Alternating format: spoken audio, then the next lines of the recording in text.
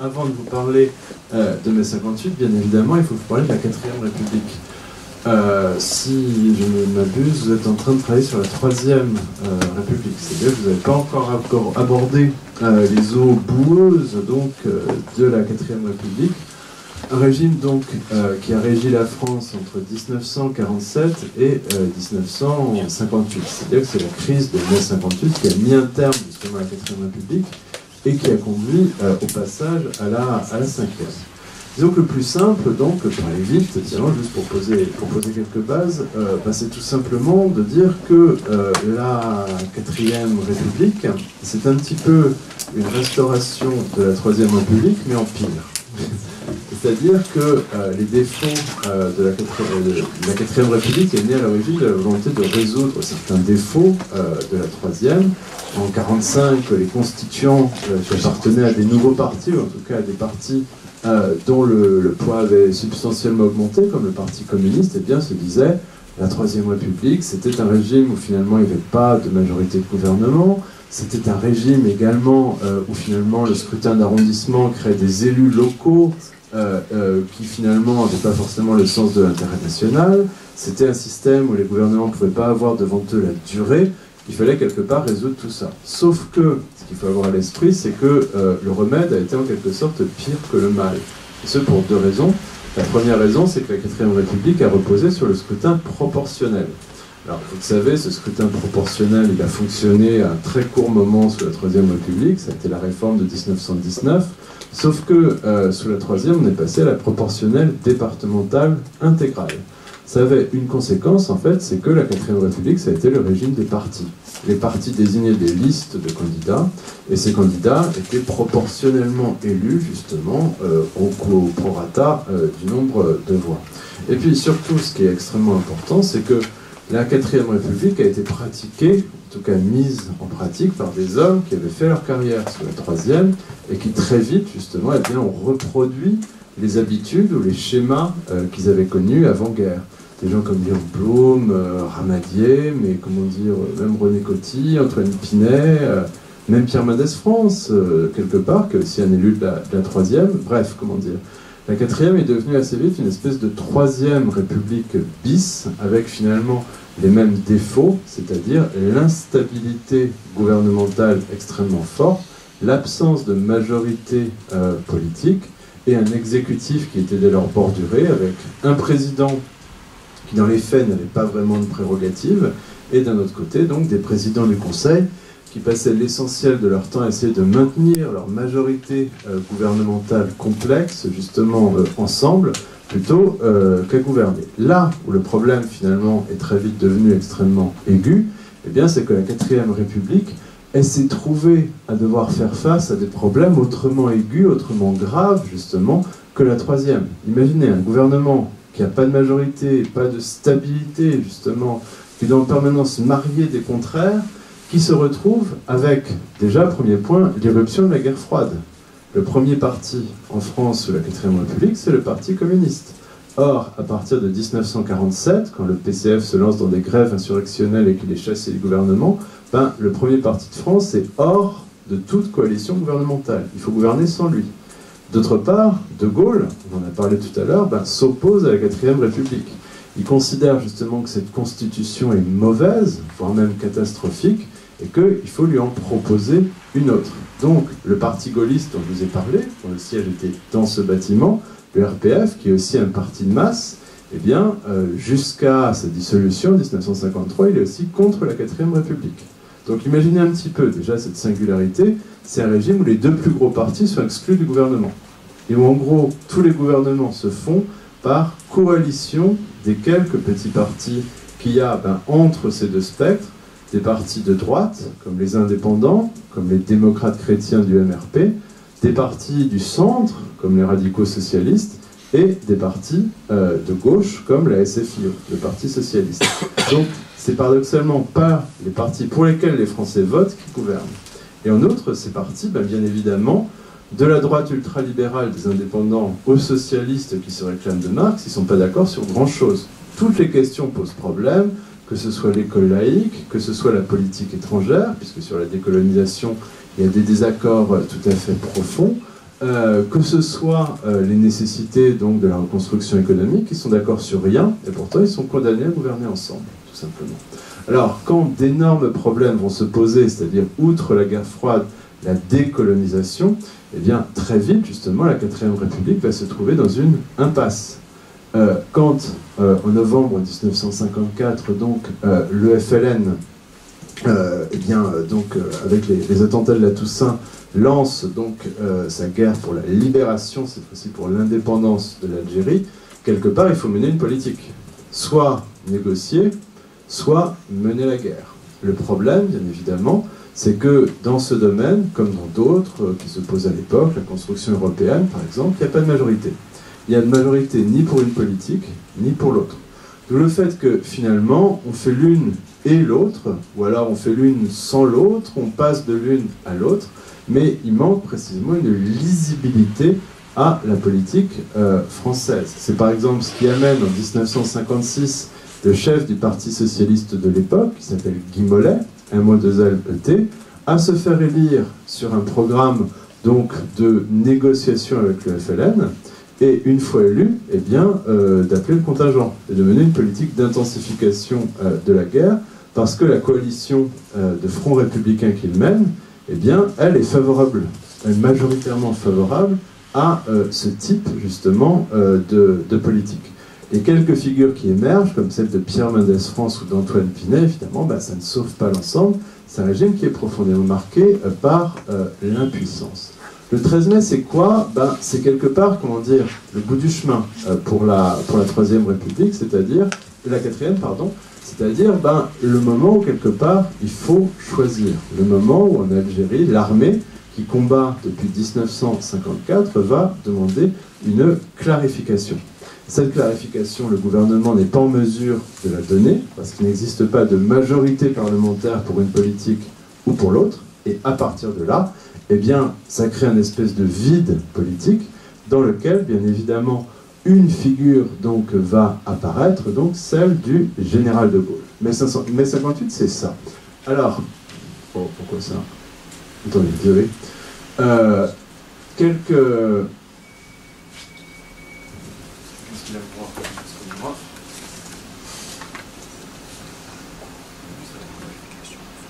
Alors, pourquoi 5 problématiques, ça doit être...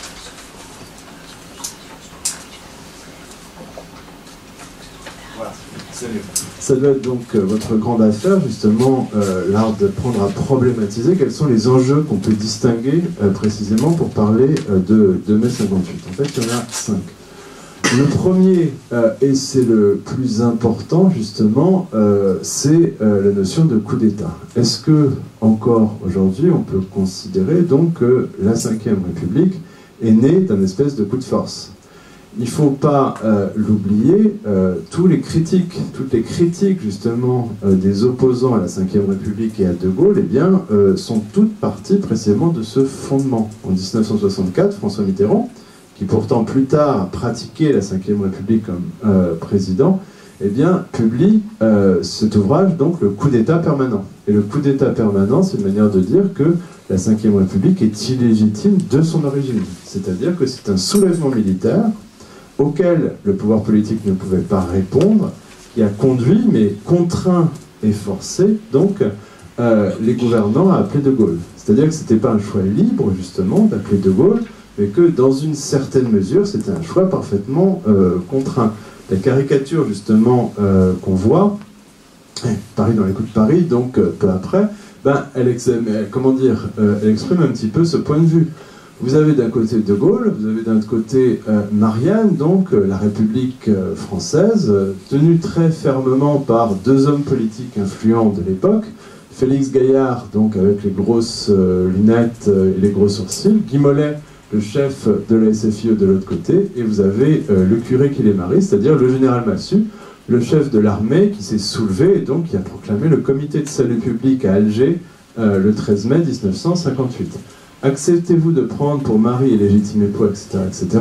C'est globalement, comment dire, le procès qui est fait en permanence à la 5e République par les opposants, celle d'être né d'un coup de force. Sauf que, et justement, c'est l'un des points sur lesquels on va réfléchir, il n'y a pas de coup de force de la part de De Gaulle.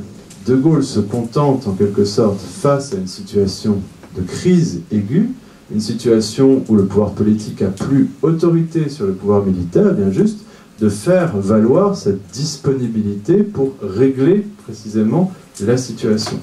Et c'est quelque part justement juste cette disponibilité qui va lancer un processus qui effectivement va conduire au fait qu'on lui fasse appel.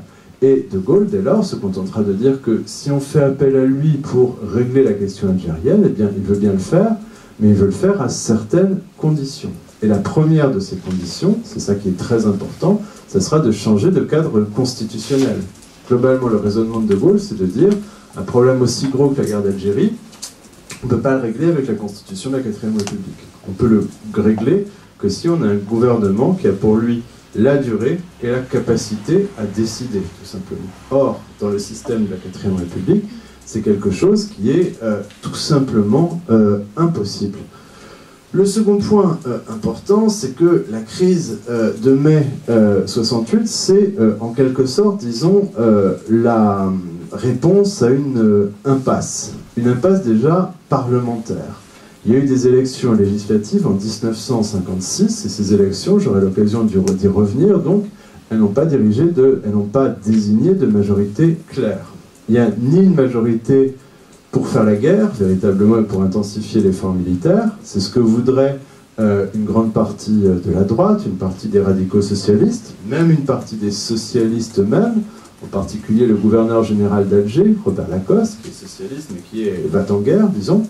Et il n'y a pas non plus, évidemment, de majorité pour négocier. Il faudrait pour cela une vaste union de la gauche dans laquelle on ferait entrer les communistes. Or, il pèse encore sur les communistes, à cette époque-là, un interdit national complet. Le président du Conseil, en fait, Félix Gaillard, celui avec les gros sourcils donc, que je vous ai montré, en octobre 1957, finalement, il a une formule assez éclairante. Il dit actuellement à l'Assemblée, il n'y a aucune majorité pour aucune politique en Algérie. Aucune majorité pour aucune politique. Il y a juste des majorités contre, en quelque sorte. C'est une impasse parlementaire, mais c'est aussi une impasse politique, justement. C'est là que la chose est extrêmement importante, c'est là qu'on comprend en quelque sorte le mécanisme de la 4ème République. L'absence de majorité de gouvernement conduit à l'absence de volonté et d'action gouvernementale suivie, mais la conséquence, la nature ayant horreur du vide, c'est que ça conduit à une perte d'autorité. Les militaires, justement, qui mènent la guerre en Algérie et qui ont été jusqu'ici disciplinés, finissent par partir du principe que le gouvernement est incapable de leur donner une ligne claire, qu'à partir de là, cette ligne, c'est eux qui vont l'imposer. Puisqu'ils n'auront jamais de réponse gouvernementale claire, puisque le système ne peut pas leur en fournir dans une certaine mesure, eh bien, ils vont prendre l'initiative de la désobéissance pour forcer, en quelque sorte, justement, eux-mêmes, la décision.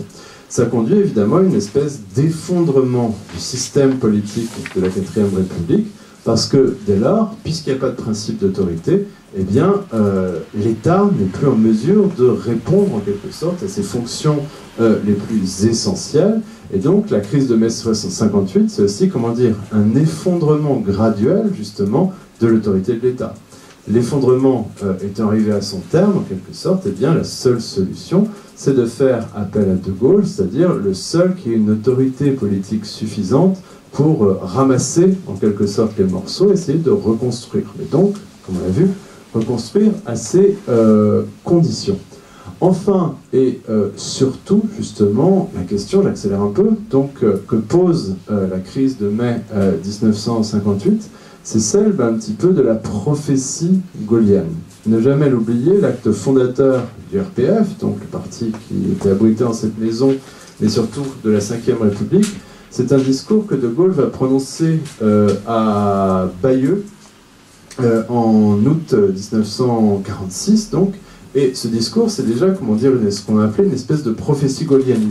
Il prédit, avec beaucoup, finalement, de prescience, le futur effondrement de la 4ème République. Et surtout, il prédit qu'à terme, face aux problèmes auxquels la France se prépare, eh bien, il y aura nécessairement le recours à un régime de nature différente. Un régime qui laisse une place beaucoup plus importante au pouvoir exécutif. Dans une certaine mesure, si on fait appel à De Gaulle en 1958, c'est aussi parce que beaucoup de gens, des politiques, des hauts fonctionnaires, ont dans un coin de la tête l'idée que De Gaulle propose cette double solution. Il apporte sa personne, son autorité personnelle, mais il apporte aussi ses conceptions institutionnelles, dans une certaine mesure. Et ces conceptions institutionnelles, eh bien, beaucoup de gens finissent par se dire que, dans une certaine mesure, elles répondent mieux aux enjeux du moment que la 4ème République. Je vous montrais le bureau tout à l'heure. L'effondrement de la 4ème République ne commence pas en mai 58. Mai 58, c'est plutôt, comment dire, la fin du processus.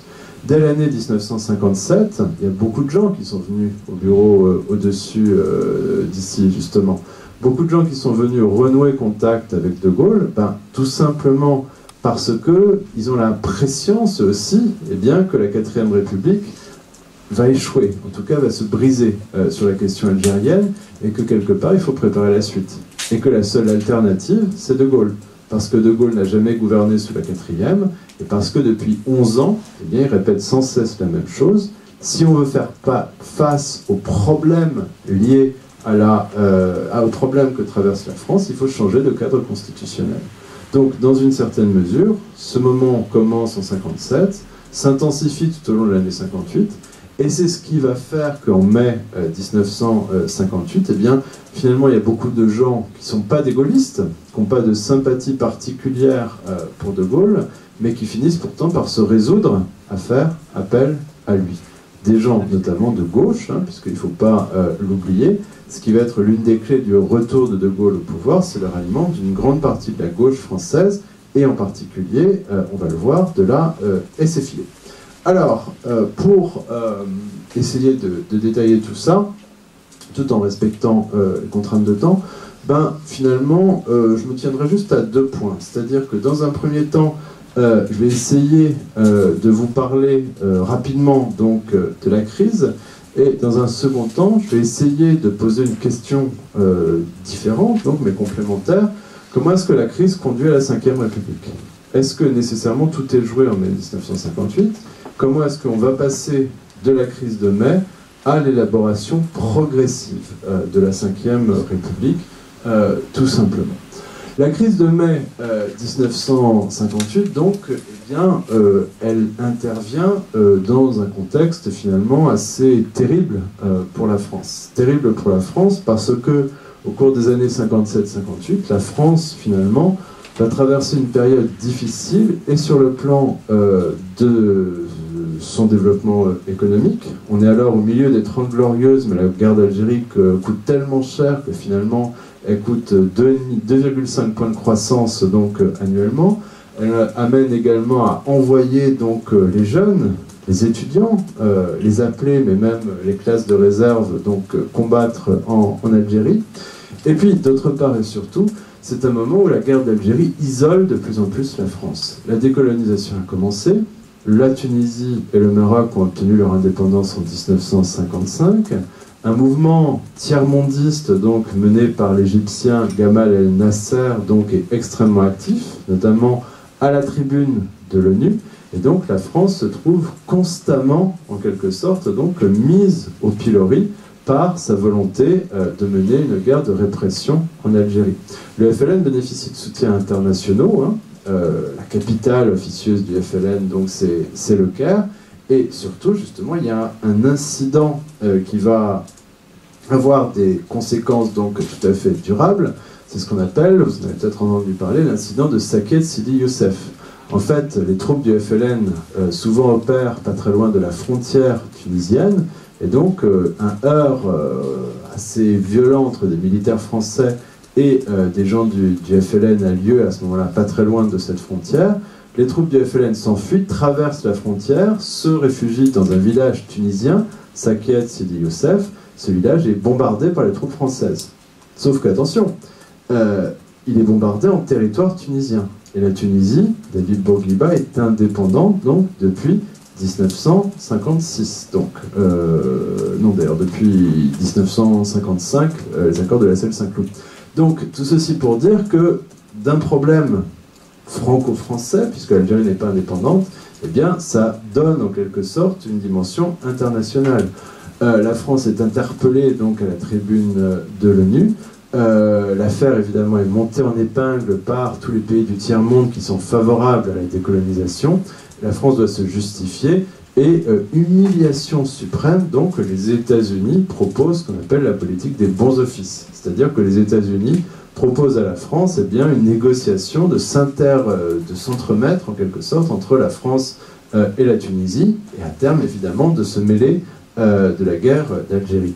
C'est une humiliation complète, évidemment, pour la France, et le simple fait d'en parler, ça va produire dans la classe politique une espèce de radicalisation qui va conduire à la chute du gouvernement de Félix Gaillard. Bon, sauf que, c'est là qu'on entre en quelque sorte dans la phase finale, Gaillard était un radical, c'est-à-dire qu'il essayait de mener une ligne centriste, disons, entre d'un côté les partisans de la guerre à outrance, d'un autre côté les partisans de la négociation. Gaillard tombe, qui est-ce qu'on met à la place? Problème. Soit, hypothèse A, on tente effectivement de mettre en place un partisan de la guerre, Georges Bidault par exemple. Mais le problème, c'est qu'il peut rassembler à droite, mais que la gauche n'en veut à aucun prix. Soit, hypothèse B, on peut tenter de mettre en place quelqu'un qui a évoqué la possibilité d'un cessez-le-feu prudemment. C'est René Pleven, membre de l'UDSR, donc le même parti que François Mitterrand.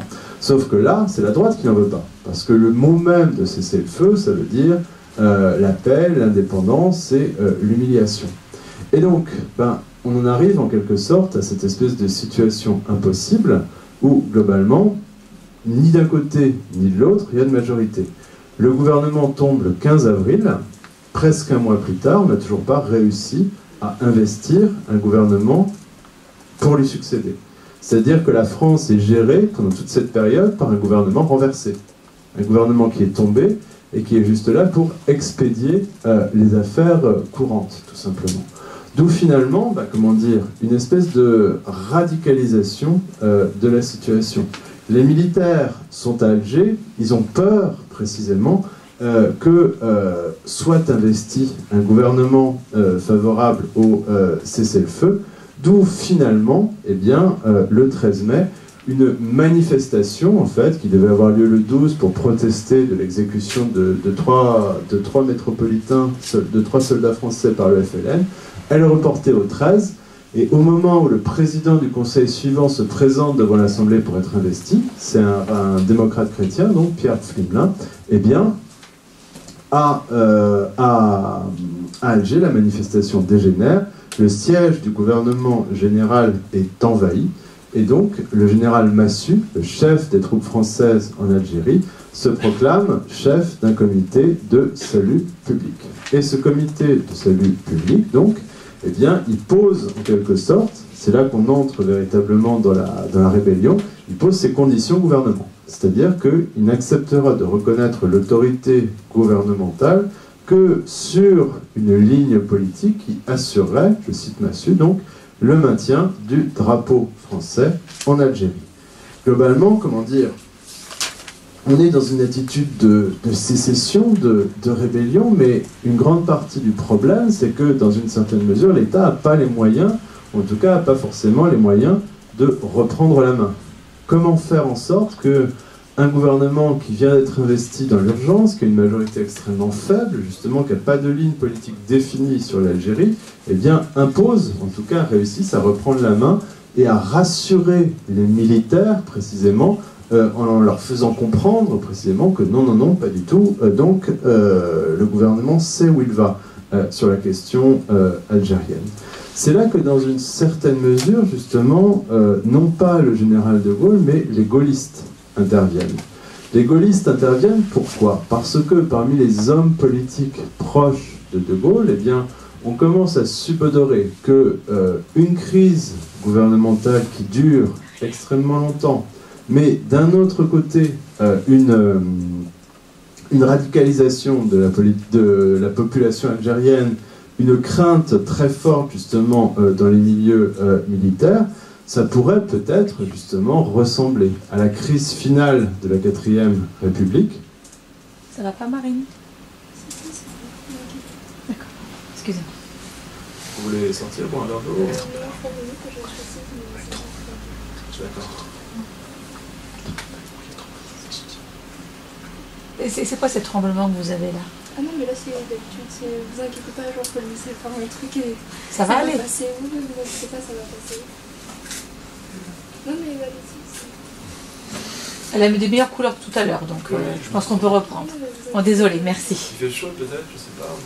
Oui, non, mais vous inquiétez pas, c'est habituel chez moi. C'est le suspense donc qui nous prend. Donc, disais-je, il y a autour de De Gaulle des hommes politiques qui commencent à se dire que c'est peut-être une occasion qui se présente. Tout le fait qu'effectivement, c'est pas De Gaulle directement, mais c'est ses lieutenants, en quelque sorte, qui vont entrer dans la danse à ce moment-là. À Paris, ça va être un homme donc, qui est très attaché à la cause de l'Algérie française, ancien gouverneur général à Alger, Jacques Soustel, mais surtout donc à Alger, ça va être deux personnes dont le nom est moins connu, mais qui vont en gros s'imposer au sein du comité de salut public. Un homme donc, dont vous connaissez le nom pour autre chose, qui est Lucien de Wirth en fait. Vous le connaissez donc pour la future loi sur la contraception qui fera voter 9 ans plus tard, mais ça a été l'un des hommes lits justement, puisque c'est lui qui s'est assuré, qui a pris en quelque sorte la radio à Alger, qui s'est assuré d'ailleurs que la radio matraquait des appels au général de Gaulle. Et puis un autre homme dont le nom d'ailleurs est plus oublié, qui s'appelle Léon Delbecq, D-E-L-B-E-C-Q-U-E, donc futur député du Nord. Et Delbecq, lui, finalement, son rôle va être important parce qu'il réussit à s'imposer au sein du comité de salut public, et puis parce que il y a une scène qui est en quelque sorte importante, donc le 15 mai, le général Massu donc, est devant l'Assemblée, devant le peuple algérien, au balcon donc, de la résidence du gouverneur général, et tout à coup, eh bien, il sent dans son dos une sensation froide, c'est le bruit d'un pistolet en fait. C'est Léon Delbecq qui lui dit « Criez, vive de Gaulle, vite !» Et Massu s'exécute. Alors, évidemment, il n'y a sans doute pas eu beaucoup à le forcer, si vous voulez. L'armée est favorable à De Gaulle. De Gaulle, c'est encore donc la victoire en 1945. Et surtout, c'est un homme qui n'est pas corrompu dans la 4ème République. Mais néanmoins, quand Massu appelle De Gaulle le 15 mai, eh ben, quelque part, on entre dans un basculement potentiel. Jusqu'ici, la question, c'était comment est-ce que le gouvernement va réussir à reprendre la main face à des émeutiers. Ça, c'est pas simple. Mais à partir du 15 mai, en gros, la problématique change, et elle change du tout au tout. Désormais, c'est est-ce qu'il n'y a pas une solution extra-4ème République qui commence à se profiler? Est-ce que finalement, De Gaulle, eh bien, peut pas apparaître comme une certaine forme de solution, justement, par rapport à tous ces problèmes qui sont en train, littéralement, d'exploser? De Gaulle reçoit cet appel donc, et de manière donc, assez laconique justement, il se contente de faire connaître, donc de publier un communiqué dans lequel, de manière finalement assez vague, donc, eh bien, il se contente de faire connaître sa disponibilité. Bon. Alors, là où les choses sont importantes, c'est que De Gaulle va jouer les choses finement, c'est-à-dire qu'il va se garder de prendre des initiatives, mais qu'à partir de là, justement, on est dans le second temps, il va laisser les choses se faire, en quelque sorte, au sein de la classe politique. Comme je vous l'ai dit, la 4ème République, c'est un régime qui est véritablement gouverné par les chefs de parti. C'est les chefs de parti, Antoine Pinet pour les indépendants paysans, donc la droite libérale, Guy Mollet pour la SFIO, pour les socialistes, personne et tout le monde pour les radicaux socialistes, puisque chez les radicaux socialistes, tout le monde commande et personne n'obéit. Mais peu importe, donc c'est les chefs de parti, j'ai fait ma thèse sur eux, donc je suis blessé pour le dire, c'est les chefs de parti, en gros, qui commencent à prendre la main, plus que le gouvernement. Le 16 mai, par exemple, à l'Assemblée, Guy Mollet interpelle De Gaulle, en disant, est-ce que, d'accord, vous êtes prêt à recevoir les pouvoirs, mais alors, des mains du Parlement et en condamnant l'insurrection. Est-ce que vous êtes prêt à vous détacher, en quelque sorte, justement, de l'insurrection et à accepter de recevoir le pouvoir, certes, mais sur la base d'un processus légal? C'est un premier tournant, si vous voulez, cette interpellation de Mollet le 16 mai, parce que ça veut dire que l'un des hiérarques du régime eh bien, quelque part, il commence à envisager la solution de Gaulle comme une solution possible, concrète. Et à partir de là, on est déjà entré un petit peu, si vous voulez, dans l'après 4e République. De Gaulle va jouer, dans une certaine mesure, la montre, justement. Il a bien conscience, précisément, que le temps joue pour lui. Il a bien conscience que le gouvernement n'arrive pas à reprendre la main à Alger. Par exemple, Pflimlin, entre le 16 et le 19, essaye désespérément de faire arrêter, d'obtenir la tête donc, de Delbecq et de Neuwirth, mais n'y parvient pas. L'armée renonce à les livrer. Et De Gaulle joue finalement son premier coup le 19 mai. C'est-à-dire que le 19 mai, il convoque, pour la première fois, c'est au Palais d'Orsay, une conférence de presse. Jusqu'ici, il n'est pas apparu, il est resté à Colombey. Pour la première fois, il revient à Paris, et donc il convoque une conférence de presse où finalement, il va réussir à se placer en recours sans entrer véritablement dans le conflit entre Alger et Paris. Écoutons-le, il déclare « Ce qui se passe actuellement en Algérie peut conduire à une crise nationale extrêmement grave. Mais aussi, ce peut être le début d'une espèce de résurrection. Voilà pourquoi le moment m'a semblé venu où il pourrait m'être possible d'être utile encore une fois directement à la France. » Et donc, il est évidemment, il fait allusion au capital moral qu'il a hérité du passé, et il se définit utile. Il veut être utile. Utile parce que je suis un homme seul, que je ne me confonds avec aucun parti, avec aucune organisation, et que depuis 5 ans, je n'exerce aucune action politique. Utile comment? Eh bien, si le peuple le veut, comme dans la précédente grande crise nationale, à la tête du gouvernement de la République française. Et surtout, justement, il a bien soin de ne pas heurter de front l'armée. L'armée est normalement l'instrument de l'État, mais encore faut-il qu'il y ait un État, avant de rassurer évidemment ceux qui craignent une espèce de dérive dictatoriale. C'est là qu'il a cette fameuse phrase « Croit-on qu'à 67 ans, je vais commencer une carrière de dictateur ?» Elle est extrêmement habile, si vous voulez, cette conférence, parce que De Gaulle réussit à se placer en recours sans entrer dans le conflit entre Alger et Paris. Il est un recours pour Alger, il est aussi quelque part un recours pour Paris, et réussit à se placer au-dessus du conflit, justement, comme arbitre. De Gaulle a joué son coup, en quelque sorte, et à partir de là, eh bien, la suite, c'est précisément de laisser, en quelque sorte, les esprits maturer, et de laisser les choses, en quelque sorte, donc, infuser. L'idée, c'est que la plupart des leaders politiques vont réfléchir, vont comparer la situation du gauvernement, qui est fragile et surtout qui désormais est totalement coupé d'Alger, et vont commencer à réfléchir d'ailleurs, dès lors, à la solution gaulliste. Les ralliements, dès lors, vont tomber un petit peu, comment dire, comme des fruits mûrs. Antoine Pinay se rallie dès le 23, et le 24 donc, mai a lieu une opération, en fait, donc un petit peu, disons, de guerre psychologique. C'est la fameuse opération dite de Corse, c'est-à-dire le débarquement de quelques parachutistes et de quelques leaders justement de l'insurrection d'Alger. On voit notamment Léon Delbecq là au premier rang à droite avec le costume et le beau sourire, donc il a bien conscience que son heure arrive. Alors dans les faits, effectivement, comment dire, l'opération de Corse, c'est une opération plus ou moins barbouzarde, hein, parce que c'est quelques dizaines de parachutistes. Ils débarquent à Ajaccio, ils sont accueillis à bras ouverts. Ils débarquent à Bastia, l'adjoint au maire ne veut pas les accueillir, alors c'est pas grave, ils se replient donc à la résidence du préfet, puis ils vont parlementer. Enfin, comment dire, c'est tout sauf un coup d'État. Mais dans les faits, le but, c'est finalement de provoquer une espèce de déclic psychologique, c'est-à-dire de convaincre les derniers esprits rétifs à De Gaulle, eh bien qu'en cas de persistance du conflit, il pourrait y avoir un débarquement militaire d'Alger à Paris. C'est à ce moment-là, notamment, que le PCF mobilise ses militants, leur conseillant d'aller dans les aérodromes pour empêcher les avions d'atterrir. C'est un petit peu du grand guignol, parce qu'évidemment, cette opération, ce débarquement à Paris, n'a jamais été concrètement envisagé. Le seul but, c'est en quelque sorte une opération de guerre psychologique. Et ça marche. Ça marche tout simplement parce que, eh bien, Guy Mollet, le leader de la gauche, décide le 24 au soir de se rallier à De Gaulle. Il prend contact donc avec Olivier Guichard.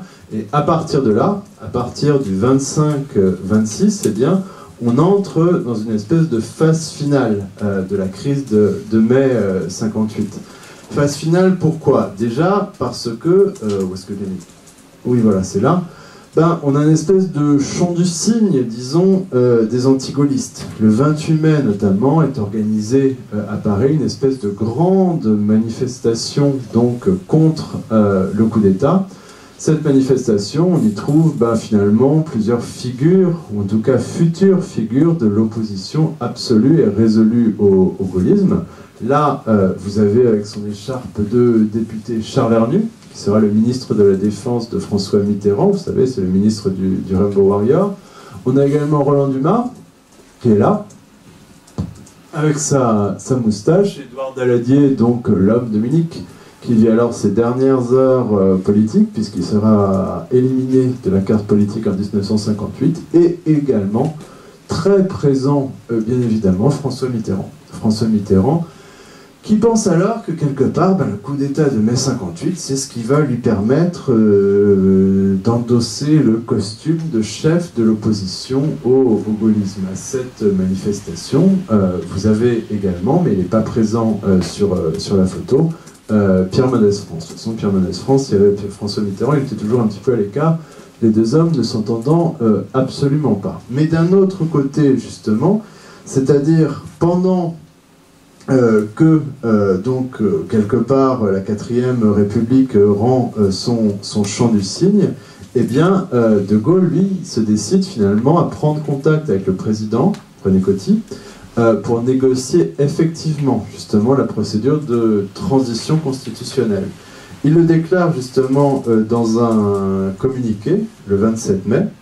J'ai entamé hier le processus régulier nécessaire à l'établissement d'un gouvernement républicain capable d'assurer l'unité et l'indépendance du pays.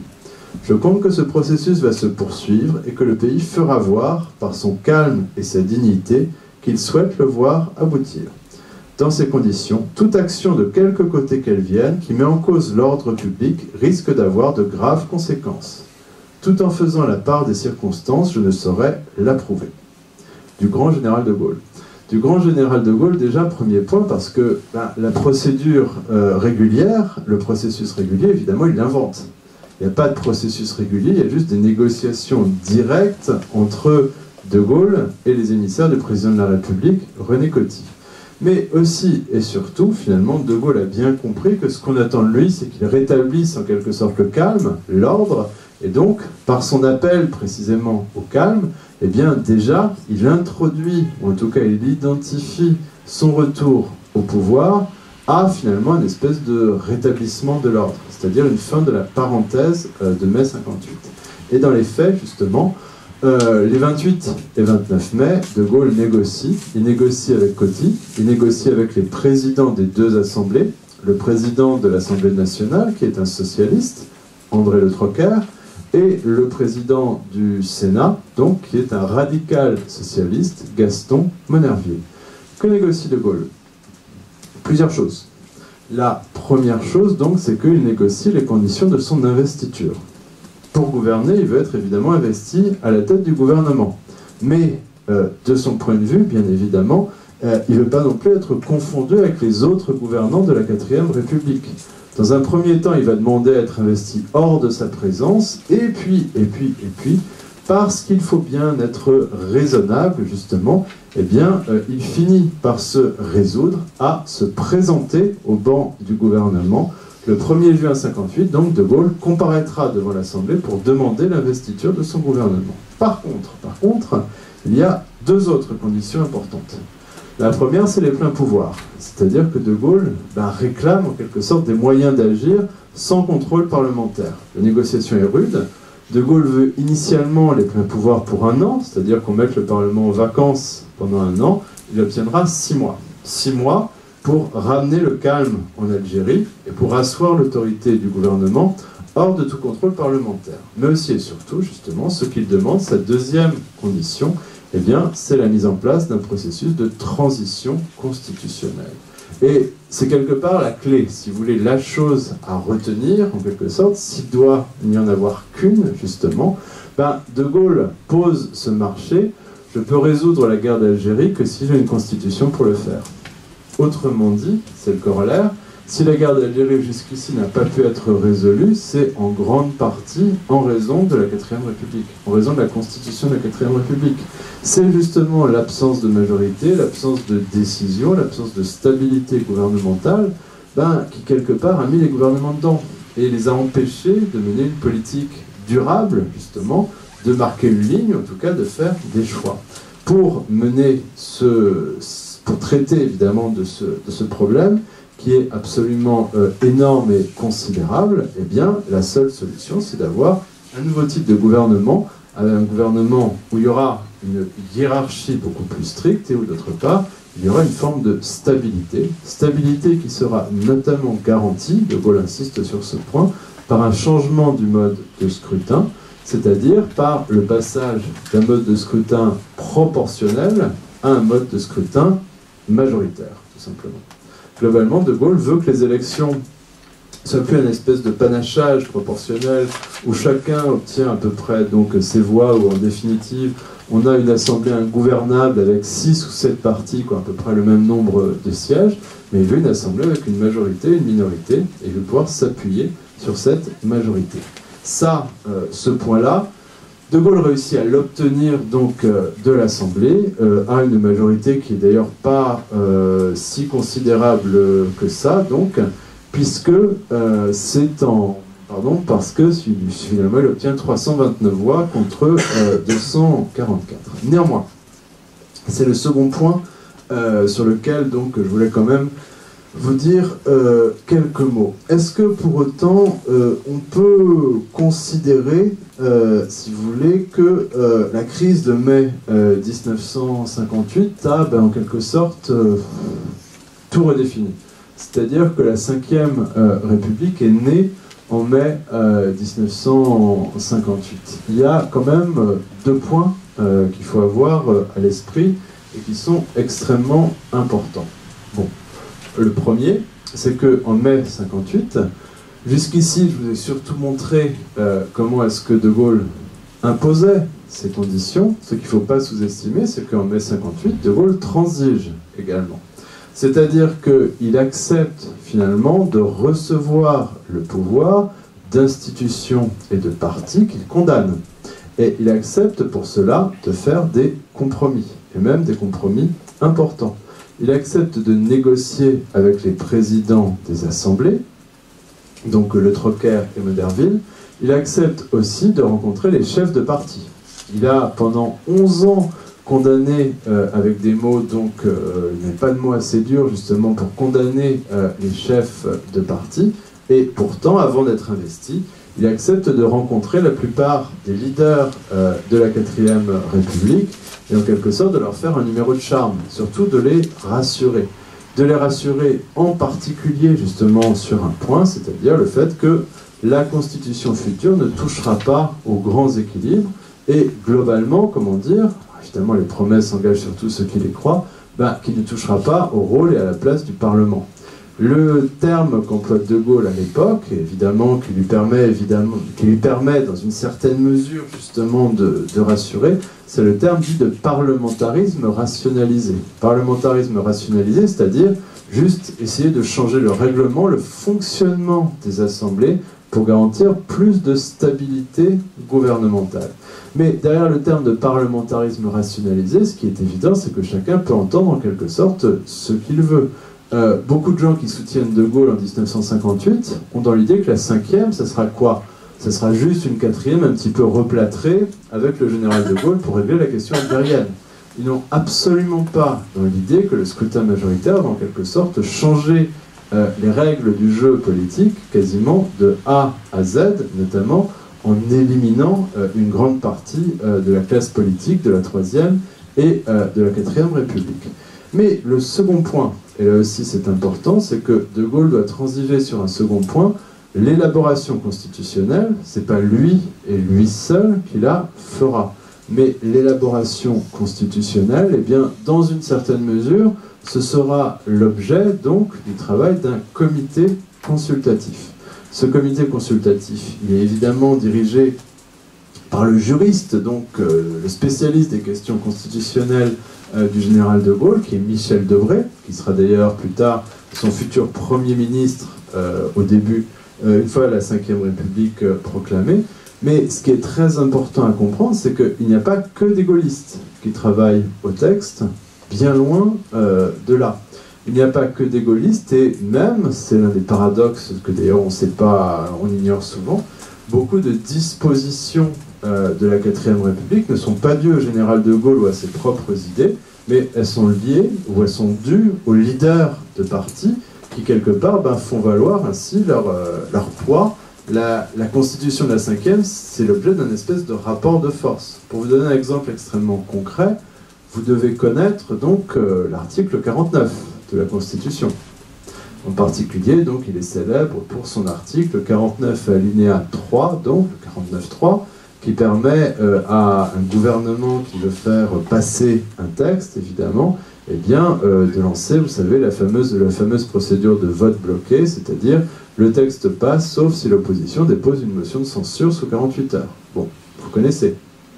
C'est une conception qui, globalement, a beaucoup fait pour domestiquer le Parlement, puisque, globalement, ça revient à poser un pistolet sur la tempe des majorités parlementaires.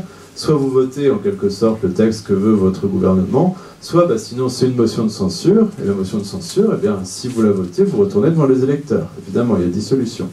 C'est une motion qui peut apparaître, en quelque sorte, comme plus gaulienne que gaulienne, dans la mesure où, effectivement, elle abaisse beaucoup le Parlement. C'est une disposition qui ne vient pas de Gaulle. De Gaulle était contre.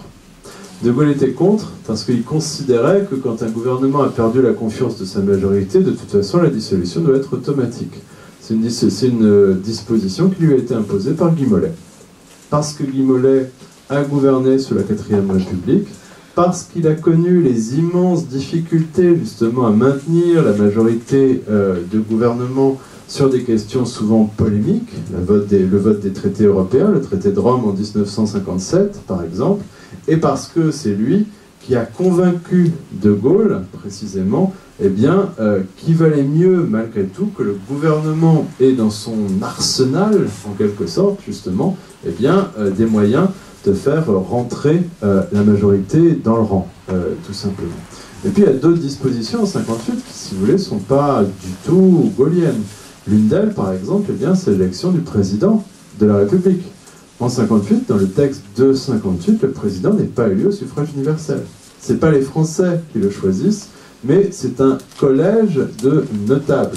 Les députés, les sénateurs, les membres des divers conseils, CESE et Conseil économique et social, et puis surtout des représentants des communes et des départements. Tout ça, ça crée un collège d'environ 80 000 personnes.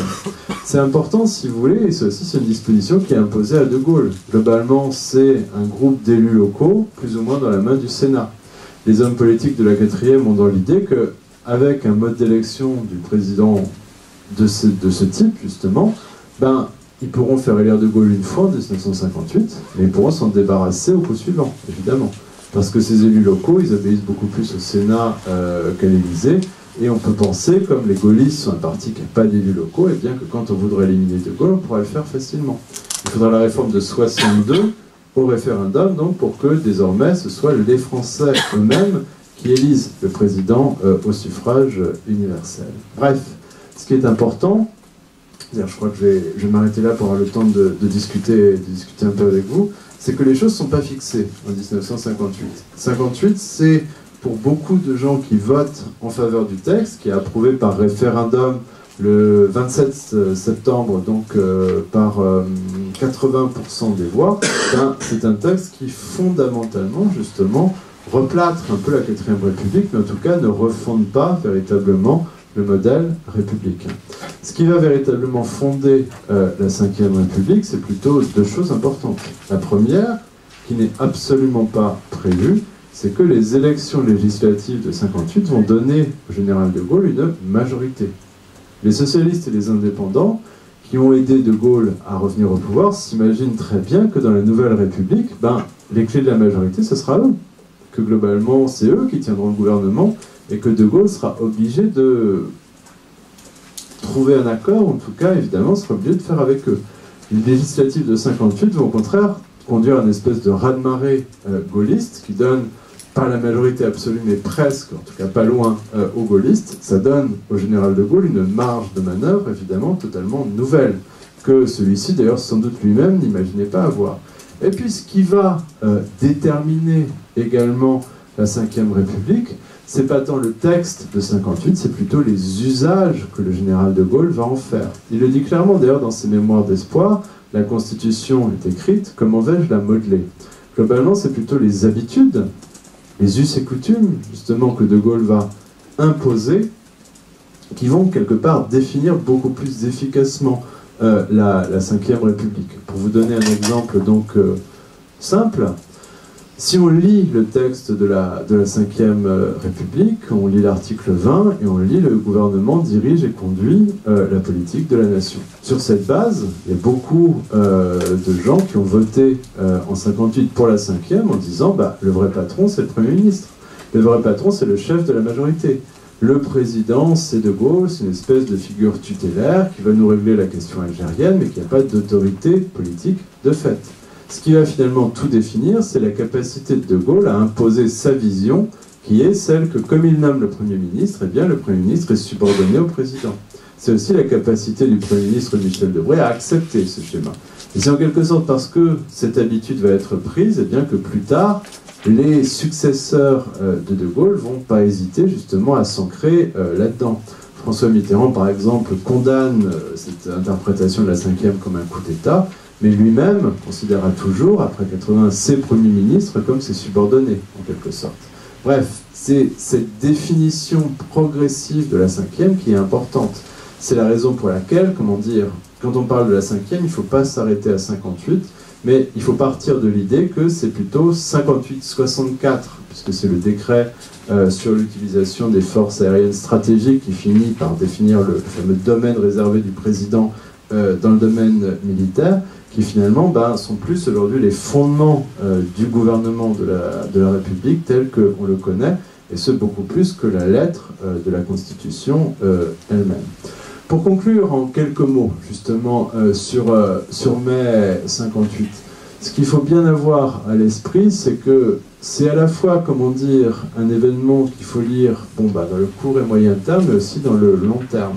Dans le court terme, c'est quelque part une espèce de radicalisation militaire liée à l'impuissance gouvernementale à trancher dans le conflit algérien. Mais c'est aussi quelque part un événement de long terme. Un événement qui déjà, quelque part, s'était profilé lors de la crise gouvernementale précédente en octobre 1957 et qui aurait peut-être eu lieu plus tard si le gouvernement avait réussi à sauver sa tête en mai 1958. C'est aussi un événement donc, qui a des causes pas seulement conjoncturelles mais structurelles.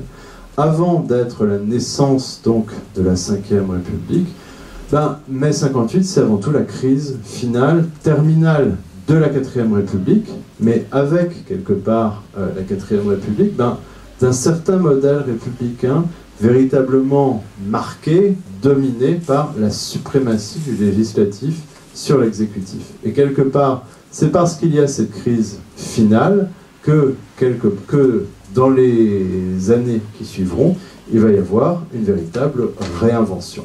Voilà, je vous remercie.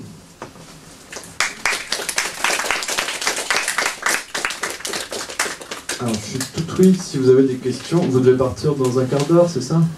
Grand maximum, parce qu'ils ont cours à 14h à Créteil et ça fonctionne vraiment pas bien aujourd'hui. 10 minutes alors de questions? Ouais, 10 minutes, ça serait bien, pas plus. D'accord, monsieur? Pourquoi est-ce que De Gaulle, qui était donc un grand populiste, pourquoi est-ce qu'il n'a jamais pensé à une assemblée constituante? Ah oui, pardon? Assemblée constituante pour la Constitution. Alors déjà dire que De Gaulle était un populiste, si vous voulez, c'est disons que ça se discute. De Gaulle n'a jamais fait appel au peuple contre le gouvernement, si vous voulez. Et l'une des leçons de mai 58, c'est qu'il a cherché un processus régulier. Le second point important, c'est que qui dit Assemblée constituante dit élection, et en mai 1958, De Gaulle, il n'a pas de parti constitué. Le parti gaulliste, il se crée en fait un peu de briques et de broc, justement, pendant l'été 1958. De Gaulle n'a pas oublié le préalable, enfin le précédent, de 1945. En 1945, effectivement, on élit une assemblée constituante qui va élaborer la constitution de la future 4e République. D'ailleurs, on en élit deux, puisque le premier projet est retoqué par les Français par référendum. Et à ce moment-là, quand on se lance dans les élections locales, eh bien, le primat des partis politiques qui ont des élus locaux, qui ont des relais d'opinion, dès lors, eh bien, réapparaît. Et c'est en quelque sorte les partis traditionnels qui se trouvent en position de force. Tandis qu'au contraire, De Gaulle ne veut pas refaire en 1958 l'erreur qu'il a faite en 1946. Il veut avoir sa constitution votée avant les élections, avec l'idée que dans ce cas-là, il aura un cadre constitutionnel prédéfini dans lequel il pourra agir. Et effectivement, c'est là tout le paradoxe, les élections arrivent après, en 1958, et les élections vont se faire en quelque sorte dans la foulée du référendum, et c'est ce qui va beaucoup aider De Gaulle, justement, à avoir des élus, et cette majorité de gouvernement, elle va lui permettre de moller la 5e République. De qui est la citation « aucune majorité pour aucune politique » De Félix Gaillard, au congrès radical de Strasbourg d'octobre 1957. À l'époque, il est interpellé par son principal opposant au sein du parti radical qui est Pierre Mendès France, et il répond à Pierre Mendès France: vous critiquez ma politique algérienne, mais comment vous voulez en mettre en place une autre? Et évidemment, il dit aucune majorité pour aucune politique, en disant: pour une politique de cessez-le-feu, il faudrait s'entendre avec les communistes, mais bien évidemment, les communistes sont exclus du champ gouvernemental. Donc dans son esprit, comment dire, c'est quelque chose qui n'est pas envisageable, tout simplement. Oui. Justement, par rapport aux communistes, vous avez dit qu'ils avaient été chassés du gouvernement. Ils ont été chassés. Oula, le 5 mai 1947, en fait, par Paul Ramadier. C'est lié à plusieurs raisons. Déjà, 1947, c'est le début de la guerre froide. Vous savez, c'est-à-dire le moment où la tension en Europe centrale commence à monter. C'est également le moment où les États-Unis vont proposer à tous les pays européens, y compris les pays d'Europe de l'Est d'ailleurs, et le plan Marshall et son corollaire, donc, qui est la doctrine Truman. Donc, globalement, le marché qui est posé implicitement à la France, c'est d'accord, on vous donne une aide en nature extrêmement importante, gratuite, même si on contrôle la manière dont vous l'utilisez, mais la contrepartie, c'est qu'on ne veut pas que des communistes se situent à des postes gouvernementaux stratégiques pour pouvoir en user. Et puis surtout, les communistes, qui obéissent à Moscou, sont contre l'acceptation par la France de l'aide Marshall. C'est-à-dire que de leur point de vue, ils ont bien conscience qu'accepter l'aide américaine, ça fera irrémédiablement basculer la France dans le bloc occidental. Donc eux, ils restent malgré tout profondément inféodés à Moscou. D'autant qu'en 1947, c'est la période où, dans le Parti communiste français, les mousquetaires autour de Thorez reprennent la main et éliminent ceux qui sont restés en France et qui ont participé à la résistance. Enfin, le dernier point, c'est qu'il y a les guerres coloniales, tout simplement. La France est intervenue à Madagascar, elle intervient également en Indochine et régulièrement se pose la question des crédits militaires. Les communistes sont au gouvernement, mais en même temps, ils sont contre ces guerres. Donc, à plusieurs reprises, la question des crédits militaires pose problème, et c'est le prétexte, justement, que prend le chef du gouvernement, qui est Paul Ramadier, un socialiste, mais un socialiste viscéralement anticommuniste, et bien tout simplement pour chasser les ministres communistes, il y en a 5 à l'époque, de son gouvernement en mai 1947. D'ailleurs, le vrai au pire, c'est pas mai 47, c'est plutôt les grèves insurrectionnelles d'octobre 47, donc, puisque les communistes sont persuadés qu'ils vont pouvoir revenir au gouvernement. Et puis à l'automne 1947, vous avez la doctrine Jdanov, la réunion Slavska-Poresba, et surtout le fait que Moscou incite désormais le PCF à plus chercher une crédibilité gouvernementale, mais à se situer en partie insurrectionnelle. Et donc, à la fin de l'année 47, vous avez des grèves extrêmement violentes menées par le PCF, au cours de laquelle, d'ailleurs, certains militants ressortent les armes qu'ils avaient planquées à l'époque des FTP, donc à l'époque de la résistance. Ça se termine par, vous savez, le déraillement du train Paris-Fourmi, qui fait 25 morts, qui a été organisé par des communistes. Enfin bon, C'est des grèves extrêmement violentes. Et évidemment, dans ce moment-là, le gouvernement tient et finit par enfermer le Parti communiste français dans une espèce d'interdit national. Le Parti communiste ne retrouvera pas le pouvoir en 1981 après. Oui. Ils avaient toujours des places à l'Assemblée. Absolument, c'était le premier parti de France. Mais il y avait un compromis implicite sur lequel aucun gouvernement ne pouvait être investi s'il l'était grâce aux voix communistes. Quand Pierre Mendès France est investi en 1954, il a une majorité extrêmement large, mais il explique à tout le monde qu'il est investi parce que, même si on enlève les voix communistes, il a 25 voix de majorité. C'est une espèce de... comment dire, une espèce de règle implicite de la 4ème République. Le seul qui un temps a tenté, ou en tout cas a été tenté de réinvestir les communistes dans le jeu politique national, c'est François Mitterrand, mais c'est la raison pour laquelle on ne lui a jamais proposé de former un gouvernement sous la 4ème République, justement. Oui. Vous aviez évoqué le fait qu'il n'ait pas voulu d'assemblée constituante. Est-ce que alors on peut dire qu'il s'est fait une constitution sur mesure? Non, ce que j'essaie d'expliquer, c'est qu'il a défini les grands principes, mais que malgré tout, sur la Constitution, il a transigé sur beaucoup de points.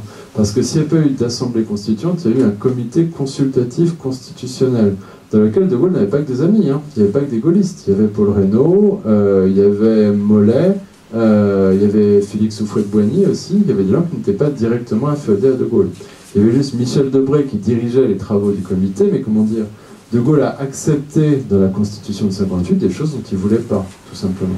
Mais c'est parce qu'il considérait que l'important, ce n'était pas tant le texte, mais l'interprétation qu'il allait en donner, en quelque sorte, ce qu'il allait faire à partir du texte.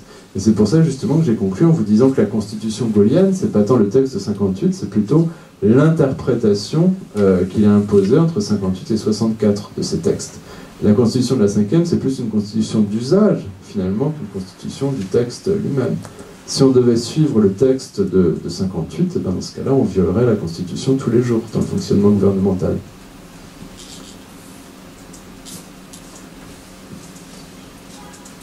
Oui, une dernière question peut-être? Parce qu'après, je pense qu'il faudra y aller. D'accord. Si personne d'autre a une question. Allez-y, Sylvain. Qu'est-ce qui a changé le plus en fait aujourd'hui dans la 5ème République, dans notre usage de la 5ème République, nos habitudes, avec le texte de 58? Vaste question. Il y a plusieurs choses qui ont changé. Je dirais qu'il y en a deux essentiellement. La première, la première elle n'existe plus, c'était la cohabitation, mais elle a disparu avec le quinquennat. La seconde, peut-être la plus importante justement, c'est le quinquennat tout simplement. Une des clés de la 5ème République, de 58, la conception gaullienne, c'est qu'il y a un temps présidentiel qui n'est pas le temps législatif. C'est ce qui définit du coup une fonction particulière pour le Premier ministre. Parce qu'un président, sur la base du septennat, pouvait avoir 2 ou 3 premiers ministres. C'est-à-dire qu'il y avait plusieurs temps, en quelque sorte, justement, dans un mandat qui était un mandat de long terme. Et puis surtout, le président n'était pas soumis, en quelque sorte, aux élections législatives. C'est-à-dire qu'il avait la possibilité de se relégitimer en cours de mandat. Avec le passage au quinquennat, on a, comment dire, la mise en place d'un mandat présidentiel qui est aussi un mandat législatif. C'est-à-dire que désormais, tout est calqué. Le mandat des députés, le mandat du président, et même dans certains cas, on l'a vu avec Sarkozy, le mandat du Premier ministre. Donc ça oblige en quelque sorte le président à descendre dans l'arène. Ça ne lui permet plus de mener une politique donc, sur le long terme, mais ça l'oblige à beaucoup plus, en quelque sorte, oui, c'est ça, descendre véritablement dans l'arène, avec une conséquence d'ailleurs paradoxale qui est le relatif effacement du rôle du Premier ministre.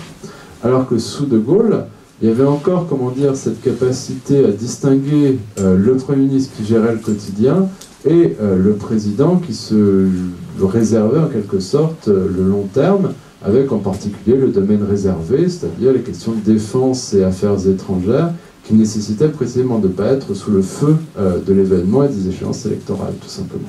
Et ça, évidemment, avec le quinquennat, c'est quelque chose qui est un petit peu disparu. Donc, aujourd'hui, on serait peut-être plus dans une politique de la réaction. Politique de la réaction? Là, on est plus dans, comment dire, le président va être, étant donné qu'il est plus lié aux élections législatives, il est plus lié à l'état politique du pays, et donc moins voir sur le long terme en établissement vraiment un projet au début de son mandat, et va plus être dans réagir aux différentes évolutions. Il est sans doute beaucoup plus dans la gestion quotidienne qu'à l'époque de De Gaulle. Après, comment dire, c'est lié au quinquennat, c'est lié aussi à beaucoup d'évolutions, aux réseaux sociaux, au fait que désormais, comment dire, le pouvoir politique est sous un feu médiatique auquel il n'était absolument pas soumis, justement, par le passé. Désormais, dès qu'il y a un événement, on somme le pouvoir de réagir, de prendre position. Dans les années 60, il n'y avait pas encore tout à fait cette pression, c'est plutôt le pouvoir qui dictait l'agenda politique. Merci beaucoup. Bien. Merci à tous en tout cas.